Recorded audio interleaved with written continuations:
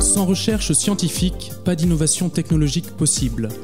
C'est grâce à ces recherches aéronautiques, spatiales et de défense, qui constituent à L3 le cœur de métier de l'ONERA depuis sa création en 1946, que la France s'est bâtie une industrie au service de la souveraineté nationale. Aujourd'hui, l'aéronautique et l'espace représentent une filière d'excellence française, duale et pourvoyeuse d'emplois qu'il faut préserver et doter de moyens humains et financiers pour que la France existe au meilleur niveau de l'innovation et de la recherche. Pour en parler dans ce nouvel épisode de On Air, les voies de la recherche aérospatiale, en partenariat avec Ciel et Espace, j'ai le plaisir d'accueillir Bruno Saint-Jean, qui n'est autre que le président directeur général de l'ONERA.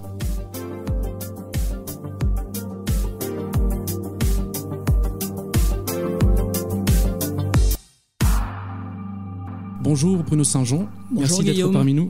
Alors pour nos auditeurs qui ne connaissent pas forcément bien l'ONERA, qui je rappelle est le Centre français de recherche aérospatiale, pouvez-vous nous présenter votre organisme et le rôle particulier qu'il joue dans le paysage de la recherche en France ou même dans le monde d'ailleurs ? Oui, avec plaisir. L'ONERA est un acteur public de recherche placé depuis sa création en 1946 sous la tutelle unique du ministère des Armées. L'ONERA emploie près de 2000 personnes, dont plus de 300 doctorants.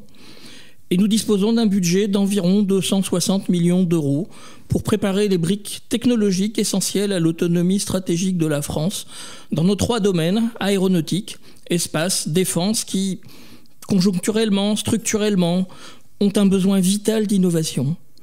La majeure partie de ce budget provient de contrats que nous remportons auprès d'industriels ou d'organismes publics en France, en Europe et dans le monde.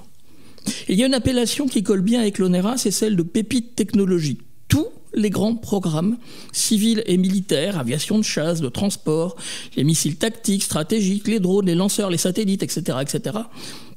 Tous ces grands programmes qui ont donné à notre industrie, et donc à la France et à l'Europe, sa force technologique et économique actuelle, comportent une très forte dose d'ONERA Inside. Ces pépites technologiques sont les fruits de l'excellence scientifique de nos chercheurs. Et nous en avons d'ailleurs tiré un document maison qui a fait l'objet de commentaires très positifs lors de sa diffusion et qui montre les principaux développements et acquis issus directement des idées de nos scientifiques et de nos ingénieurs. La recherche s'inscrit dans le temps long. Tous les grands programmes industriels du secteur en témoignent. Nos partenaires aiment à rappeler que sans technologie, il n'y aura plus de programme. Et je suis à 100% d'accord avec cette affirmation, mais je trouve qu'il faut toutefois la compléter par sans recherche, pas de technologie, et sans science, pas de recherche. La recherche qui prépare les ruptures technologiques de demain porte en elle une multitude de pépites en devenir qu'il faut extraire de leur gang pour permettre de briller à travers des innovations qui soutiendront l'excellence scientifique et technologique de notre industrie aérospatiale et de défense, afin de hisser la France et l'Europe au meilleur niveau mondial. Comme tous les grands organismes de recherche, nos travaux sont basés sur le triptyque théorie, simulation et expérimentation. Et les grands codes de calcul de l'ONERA sont d'ailleurs renommés et utilisés par les grands industriels du milieu. Allez, prenons ce triptyque d'ailleurs, théorie, simulation, expérimentation, et commençons par le 3e point, l'expérimentation. Quand on parle d'expérimentation à l'ONERA, on pense rapidement aux grandes souffleries dans lesquelles on teste le comportement aérodynamique des futurs avions. On se souvient que l'une d'elles, la plus grande, la soufflerie S1MA de Modane dans les Alpes, risquait il y a quelques années de s'affaisser à cause de mouvements géologiques et qu'elle nécessitait d'importants travaux de consolidation. Où en est-on avec cette soufflerie et comment d'ailleurs se porte le parc des souffleries de l'ONERA globalement ? En fait, c'est même tout ce qui vole, que ce soit les missiles, les avions civils, militaires, les lanceurs. Ariane 6 est passé déjà à l'ONERA depuis un moment, qui sont testés dans ces grandes souffleries. Eh bien, les nouvelles sont bonnes, et sous divers aspects. D'une part, parce que les tassements sous cette grande soufflerie se sont arrêtés depuis fin 2018. Ensuite, parce que l'estimation que nous avions donnée en 2015, qui disait il y en a pour 4 ans de travaux et un montant de l'ordre de 20 millions d'euros pour la remettre en état, cette estimation est effectivement la bonne. Enfin, parce que nous avons pu continuer à mener dans cette soufflerie les essais qui étaient prévus sur la période. En quelque sorte, pendant les travaux, les essais continuaient. On peut peut-être dire effectivement quelques mots de l'importance de ces souffleries pour l'Europe aéronautique et spatiale. En 2013, les industriels européens du secteur avaient sorti une liste des facteurs clés de succès pour que l'industrie européenne reste en pointe dans un contexte mondial de plus en plus concurrentiel. Non seulement ils avaient cité les souffleries, mais ils avaient même donné une liste de 12 souffleries stratégiques en Europe, dont 8 sont à l'ONERA. La direction des souffleries de l'ONERA avait alors sorti fin 2014 un plan qui listait ce qu'il convenait de faire pour consolider et moderniser ces 8 souffleries. Outre le financement par le ministère de la Défense des travaux de la grande soufflerie S1-EMA qu'on a précédemment citée, ces dernières années ont d'abord vu la DGAC, la Direction Générale de l'Aviation Civile, nous aider à financer le remplacement des pales de cette soufflerie. Et en 2019, nous avons signé avec la Banque européenne d'investissement un prêt de 47 millions sur 6 ans pour nous permettre de consolider et moderniser nos souffleries. C'est d'ailleurs intéressant de noter que c'est la première fois que des installations duales, travaillant donc tant pour le civil que pour le militaire, ont été financées par des crédits européens. Au total, l'effort financier que nous aurons consacré sur une période de 10 ans pour moderniser ces installations stratégiques que sont les souffleries est de l'ordre de 110 à 120 millions d'euros. Des souffleries qui seront largement mises à contribution tant par les nouveaux programmes de défense qu'avec les nouveaux développements dans l'aviation civile.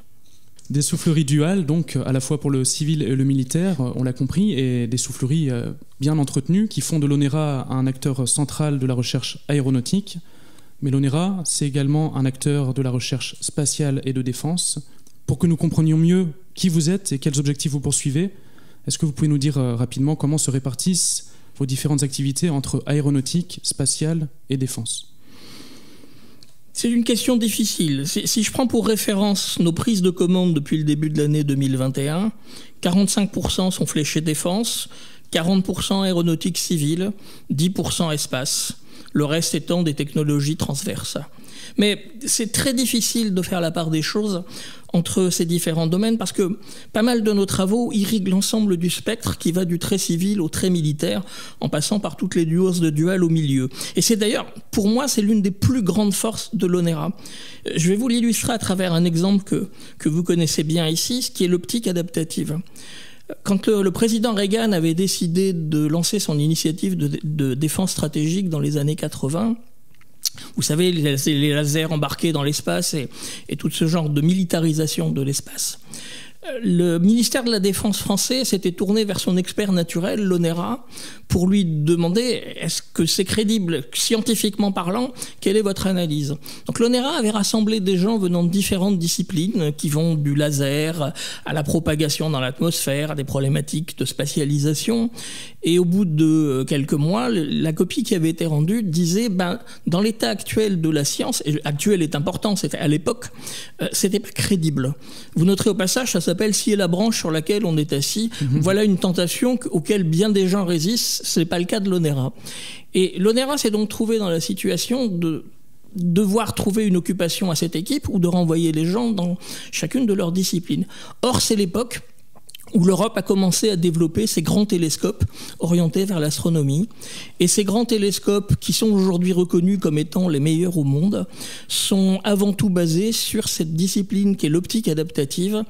Et très clairement, les équipes de l'ONERA sont considérées depuis plus d'une vingtaine d'années comme les meilleures au niveau mondial dans cette discipline. Le principe en est très simple. Quand vous regardez une étoile, elle scintille. Pourquoi est-ce qu'elle scintille ? C'est parce que l'atmosphère entre votre œil et l'étoile est perturbée.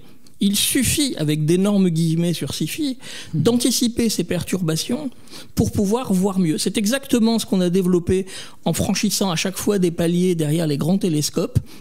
Et par exemple, le grand télescope au Chili qui utilise un outil qui s'appelle SPHERE et qui réussit régulièrement des premières mondiales. Vous avez d'ailleurs cité il n'y a pas longtemps celle de l'astéroïde Cléopatra et de ces deux lunes, qui est fait avec ces savoir-faire.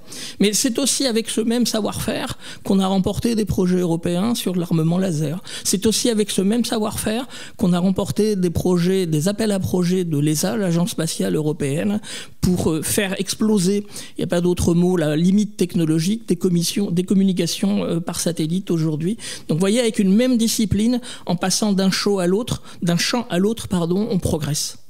Et vous mentionniez l'astéroïde Cléopatra, dont on a réussi à imager la surface. Il fait 200 km de long, mais il est si lointain que en faire l'image revient à faire l'image d'une balle de golf située à 40 km de distance. Donc ça, c'est grâce à l'optique adaptative que les grands télescopes terrestres y sont parvenus. Absolument. Alors ceux qui suivent votre actualité de près ont constaté depuis quelque temps un changement d'image et de positionnement de l'ONERA. Entre le rapport de la Cour des comptes de septembre 2015 qui pointait un certain nombre de dysfonctionnements et le rapport de la Commission des finances du Sénat de l'année dernière en 2020, où les parlementaires, au contraire, se mobilisent pour que l'on alloue plus de moyens à l'ONERA. Pouvez-vous nous expliquer un petit peu ce qui a changé ? Il y a des caractéristiques qui sont immuables à travers toute l'histoire de l'ONERA. La première d'entre elles, c'est la valeur de nos chercheurs, leurs très bons résultats scientifiques, leur mise en œuvre que l'on retrouve dans tous les grands programmes industriels, nos missions qui ont toujours été réaffirmées depuis l'origine, notre rôle stratégique ou encore notre rayonnement international. Et depuis 2015, la situation économique de l'ONERA s'est stabilisée et nous avons réussi à maintenir un bon équilibre financier, même en période de confinement et en période de crise sanitaire liée au Covid. Ce que nous nous sommes efforcés de faire évoluer depuis 2015, c'est notre image et le capital confiance de nos principales parties prenantes. Très clairement, l'ONERA s'inscrit dans une logique de plus grande transparence, d'ouverture, de pédagogie autour de qui nous sommes et de nos réalisations. Bien sûr, les domaines couverts par la confidentialité militaire ou industrielle sont cachés, sont gardés sous silence, c'est logique.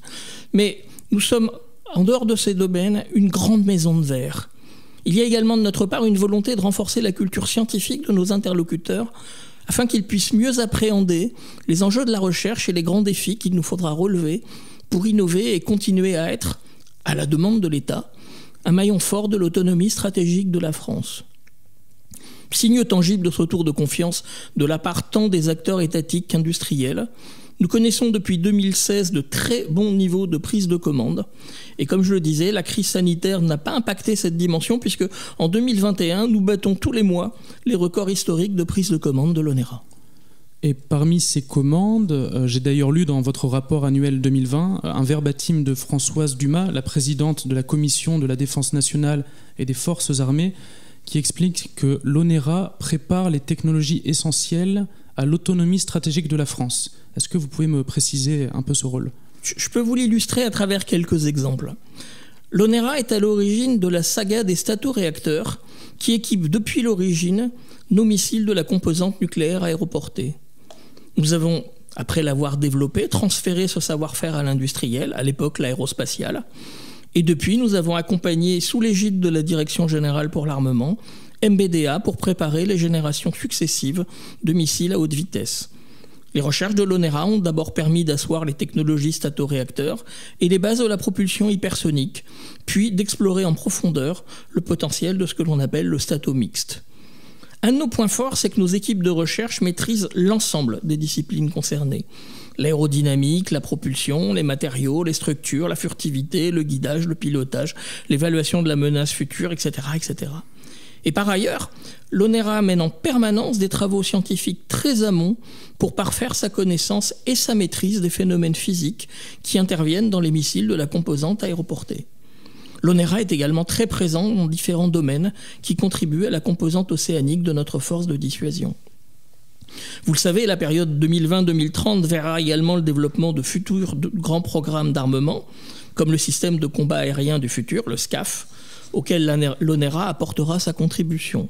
Grâce à la multidisciplinarité de ces métiers, l'ONERA pourra être mobilisée sur plusieurs compétences scientifiques, la mécanique des fluides, la physique des matériaux, le traitement de l'information des systèmes, la complémentarité déjà citée entre la modélisation, la simulation, l'expérimentation, renforcera l'expertise qui sera apportée au programme. Autre exemple de contribution à l'autonomie stratégique de la France, la surveillance de l'espace, qui est un élément clé de la stratégie militaire affichée depuis 2 ans par la ministre et le président de la République. Avec la création du fameux commandement de l'espace, inauguré le 3 septembre 2019. Absolument. Et l'ONERA a permis à notre pays de se doter d'un système de surveillance de l'espace opéré par l'armée de l'air et de l'espace, un outil baptisé GRAV pour Grand Réseau Adapté à la Veille Spatiale. Outil unique en Europe. Ce système, qui a été mis en service opérationnel en 2005, permet aujourd'hui de suivre quotidiennement et de cataloguer environ 5000 objets spatiaux en orbite basse, ce qui permet à l'armée de l'air et de l'espace de prévoir à tout instant la position de l'ensemble des satellites suivis, notamment leur passage au-dessus du sol français, mais aussi au-dessus des territoires d'opération extérieure.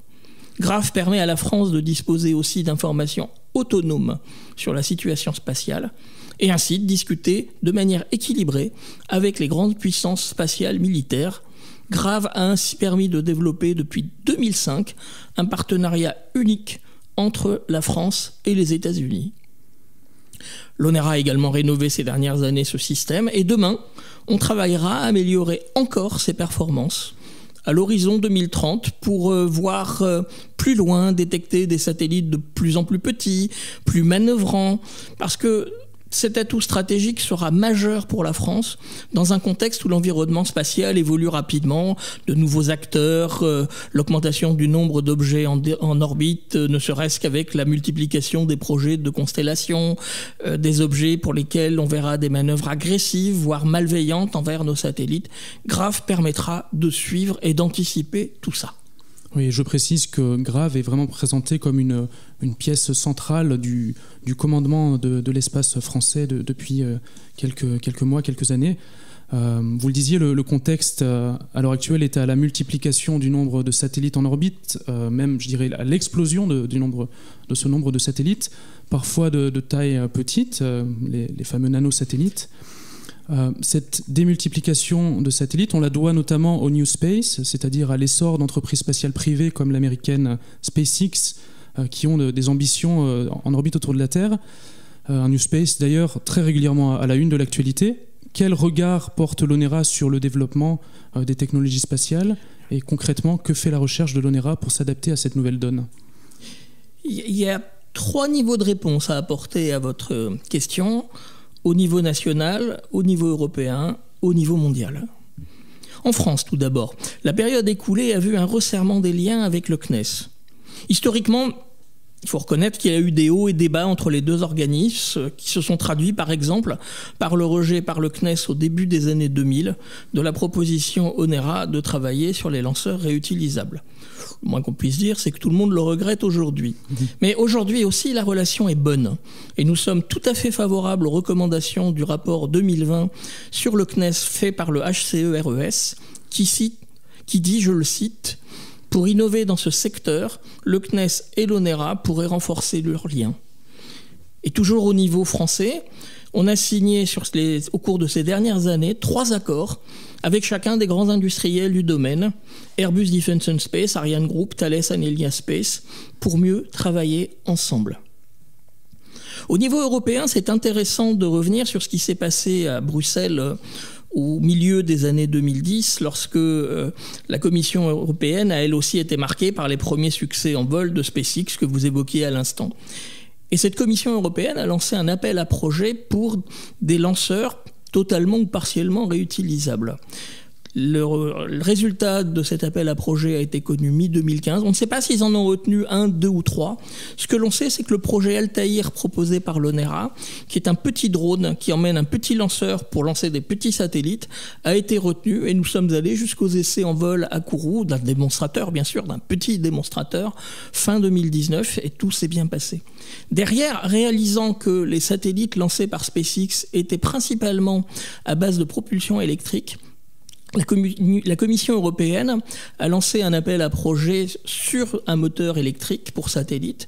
Là encore, on ne sait pas s'ils en ont retenu 1, 2 ou 3. Toujours est-il que le projet baptisé Minotaur, piloté par l'ONERA, a été retenu.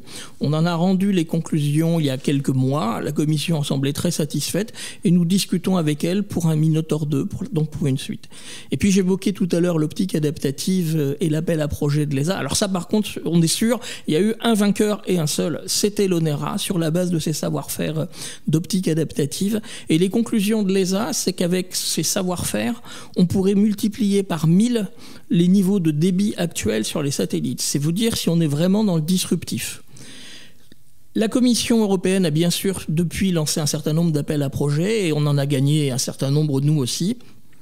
Et puis c'est intéressant puisque vous savez qu'à Bruxelles la défense se développe.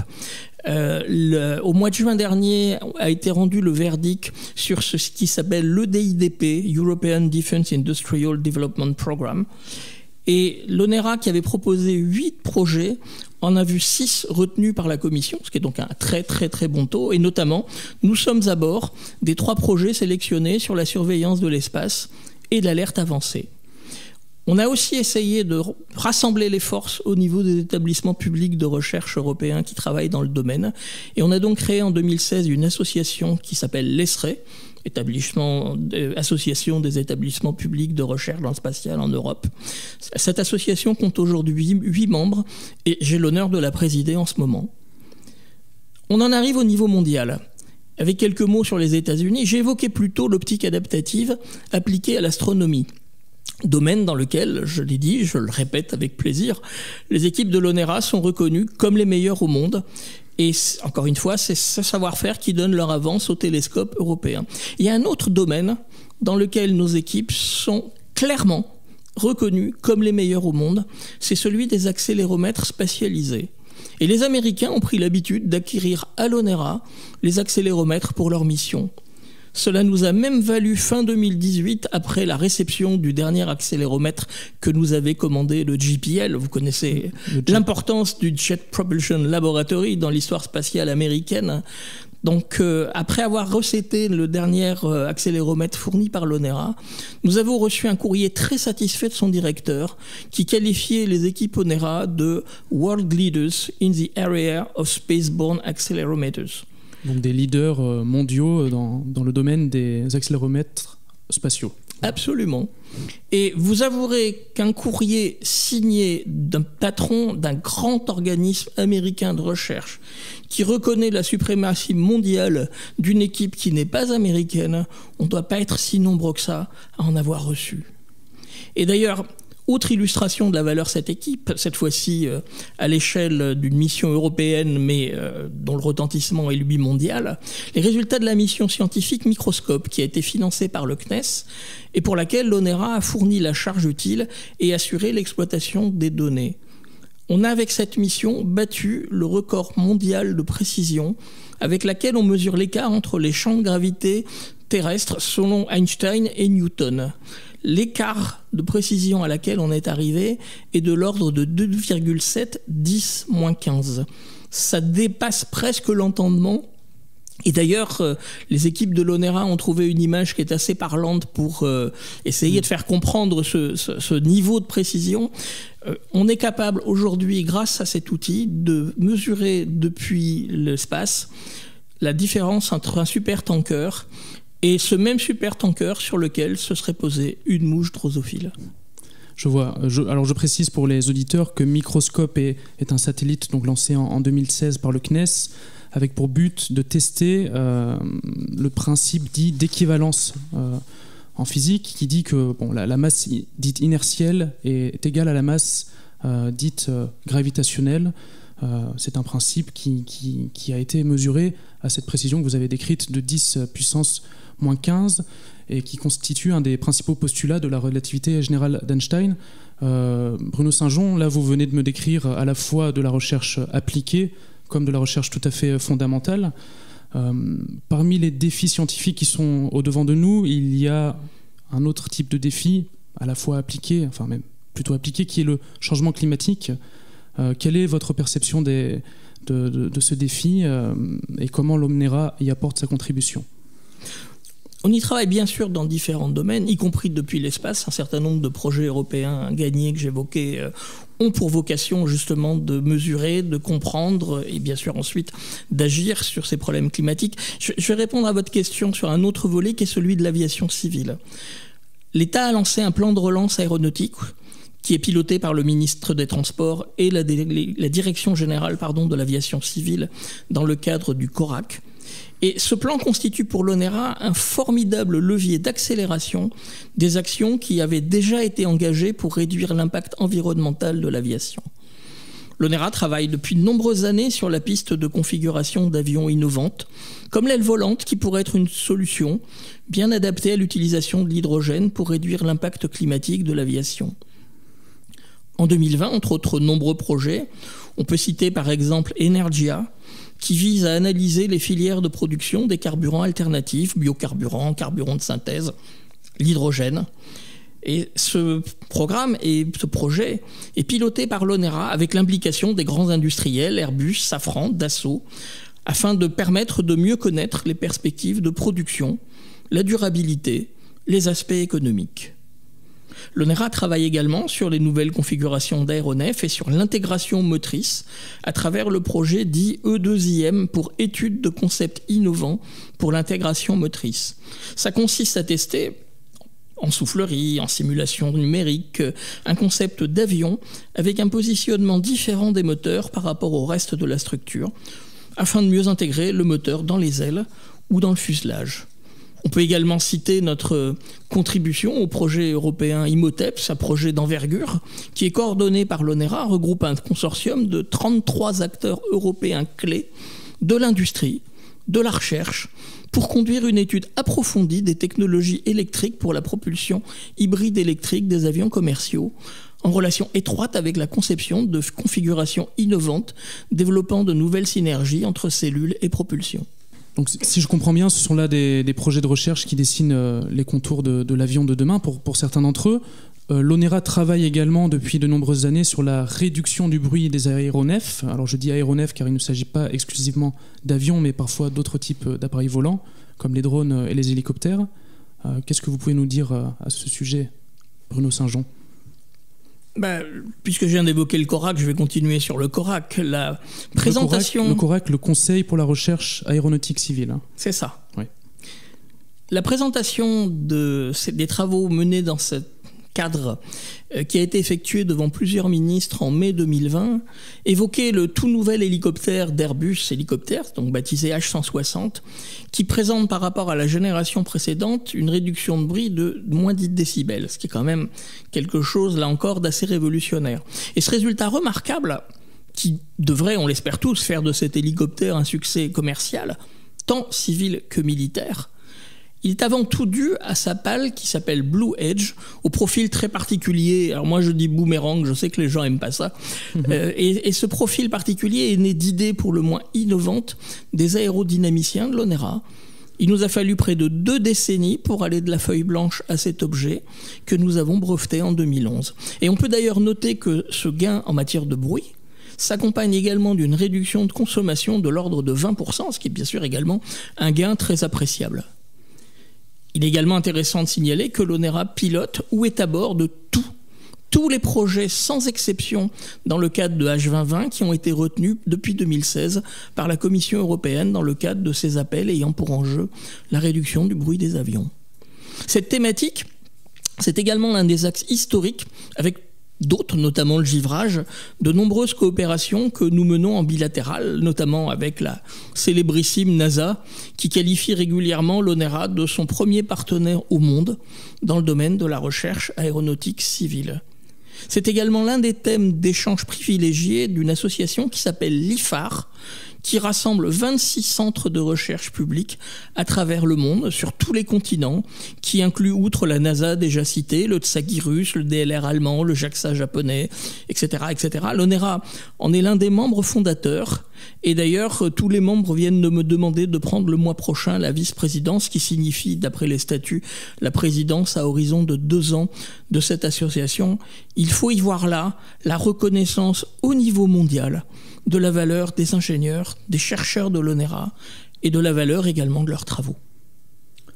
Une reconnaissance au niveau mondial dans des domaines qu'on a évoqués depuis le début de l'émission, qui sont l'aéronautique, le spatial et la défense. Mais je crois que l'ONERA ouvre également son capital de connaissances à d'autres secteurs d'activité. Est-ce que vous pouvez nous donner quelques exemples d'avancées scientifiques, parfois même des success stories dans le secteur aérospatial qui ont permis à d'autres secteurs d'innover dans leur domaine ? Je pense notamment au domaine médical. Oui, ça fait clairement partie de nos missions historiques de transférer nos savoir-faire à d'autres secteurs. On apporte ce savoir-faire, on l'adapte aux besoins et ensuite, bien sûr, on se retire pour laisser faire les gens du secteur. Et vous avez raison, le médical est un domaine avec lequel on a pas mal de relations. J'ai évoqué tout à l'heure, par exemple, l'optique adaptative. Je vous ai donné quelques illustrations. On a également un développement de ce savoir-faire dans le domaine de l'ophtalmologie. Les grands scientifiques du domaine considèrent que l'œil humain est un excellent révélateur de notre état de santé, et même dans l'œil, la rétine. Donc plus on va pouvoir observer finement, précisément la rétine, plus on va être capable de détecter plus tôt, d'anticiper des maladies du type maladie neurodégénérative. Or, c'est quoi avoir la rétine dans l'œil? C'est être capable de corriger les perturbations générées par tous les milieux fluides de votre œil. On a donc travaillé avec l'hôpital des 15-20 pour le développement d'un prototype et réaliser ainsi dans l'observation de la rétine une première mondiale, encore une première mondiale. On travaille également avec l'hôpital de Marseille. Je crois qu'il y a plus de 1500 patients qui sont passés devant les outils que l'on a adaptés à leurs besoins. Et si on veut rester encore dans le domaine du médical, on a développé il y a peu de temps des travaux qui ont donné lieu à une start-up créée par 3 chercheurs de l'ONERA qui s'appelle Itae. Ces travaux ont permis la création d'un outil de diagnostic innovant qu'on appelle le microvasculoscope, qui utilise un éclairage laser et ses propriétés polarimétriques pour détecter les cancers de la peau.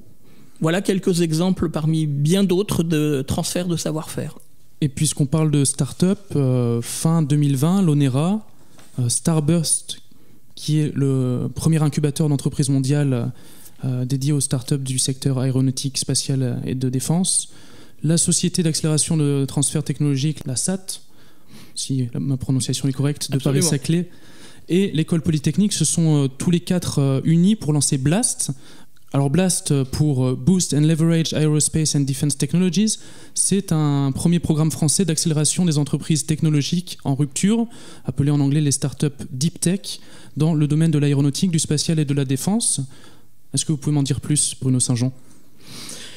BLAST a pour ambition de faire émerger, d'accompagner une vingtaine de startups par an.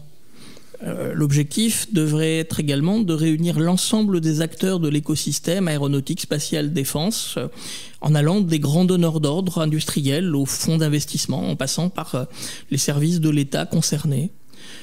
Pas mal de thèmes sont identifiés par le programme BLAST, qui vont de l'aviation décarbonée, la motorisation électrique, les nouvelles plateformes de mobilité aérienne, urbaine, régionale, l'intelligence artificielle, l'autonomie, la communication, etc., etc., etc. Mais je pense que ça vaudra le coup d'en parler directement avec Nicolas Guérino, qui est le directeur de la valorisation et de la propriété intellectuelle de l'ONERA, oui, et de faire un focus spécial sur ces activités de valorisation, si vous le voulez bien. D'accord, donc avec plaisir, l'invitation est lancée à Nicolas Guérino pour venir sur les ondes d'un prochain podcast de On Air. Vous mentionniez l'intelligence artificielle, qui je crois est l'un des thèmes majeurs adressés par le programme BLAST, si j'ai bien compris. Comment est-ce que l'ONERA aborde cette thématique ? En plus de l'IA, de l'intelligence artificielle, je pose aussi la question pour les technologies quantiques, dont nous avions d'ailleurs parlé dans un autre épisode avec Sylvain Schwartz, un ingénieur de recherche à l'ONERA. Intelligence artificielle et technologies quantiques font-elles partie des domaines d'études de l'ONERA aujourd'hui ? Et à quel point ? Oui, et pas seulement aujourd'hui. En fait, on a actualisé début 2020 notre plan stratégique scientifique que l'on a sorti en 2016. On l'a ensuite complété par une vision plus orientée par des finalités via nos feuilles de route qui ont été publiées en 2018. Et l'actualisation de ce plan stratégique scientifique vise à mieux prendre en compte certaines disciplines, dont l'intelligence artificielle, dont les technologies quantiques. Mais comme je le disais, on n'a pas attendu cette actualisation pour travailler sur le sujet. Ainsi, on travaille depuis 2006 à la mise au point et au développement de gravimètres quantiques pour le compte de la marine. Et on a effectué il y a 2 ou 3 ans des essais à bord des bâtiments du CHOM, le service hydro-océanographique de la marine. Et ces essais en ont montré tout l'intérêt opérationnel. Et donc, on est en train aujourd'hui d'industrialiser le prototype, de réaliser les 3 premiers systèmes avec une PME d'ailleurs de Nouvelle-Aquitaine qui s'appelle Mucans. Et la marine française sera ainsi probablement la première armée au monde à disposer d'un équipement quantique de 2e génération opérationnel, et ce grâce à l'excellence des équipes de l'ONERA. Côté intelligence artificielle, là aussi, on part de loin, puisque l'ONERA avait constitué au début des années 80 une équipe de plusieurs dizaines de personnes dont les travaux ont été jugés suffisamment intéressants par la défense américaine pour qu'on signe à l'époque un partenariat. Et cette équipe a notamment été mise à contribution dans le cadre de la première guerre du Golfe, donc au début des années 90, pour aider les militaires américains à résoudre, grâce à des dispositifs de reconnaissance des cibles, des problèmes de frappe fratricide. Vous voyez, là encore, on n'a pas entendu que l'on parle beaucoup d'intelligence artificielle, beaucoup de quantique, pour travailler sur le sujet et d'en obtenir des résultats opérationnels. D'accord, donc un effort qui date déjà d'il y a quelques décennies, un effort passé qui se poursuit aujourd'hui et qui ouvre la voie à de nombreuses découvertes et autres innovations dans le futur. Merci beaucoup Bruno Saint-Jean, président-directeur général de l'ONERA, d'avoir répondu à mes questions aujourd'hui et de nous avoir fait découvrir cette pépite technologique qu'est l'ONERA. On réalise qu'à bord de quasiment chaque engin volant dans l'atmosphère terrestre et même dans l'espace se trouve une part d'ADN de l'ONERA. Et je pense qu'après vous avoir écouté, les auditeurs auront une petite pensée pour vous, pour l'ONERA, quand ils prendront l'avion et quand ils verront une démonstration en vol d'un Rafale. Quant à moi, je vous donne rendez-vous pour un prochain épisode de On Air, les voies de la recherche aérospatiale, un podcast qui vous est proposé par l'ONERA, le Centre français de recherche aérospatiale, en partenariat avec Ciel et Espace. Merci à vous Guillaume. Merci.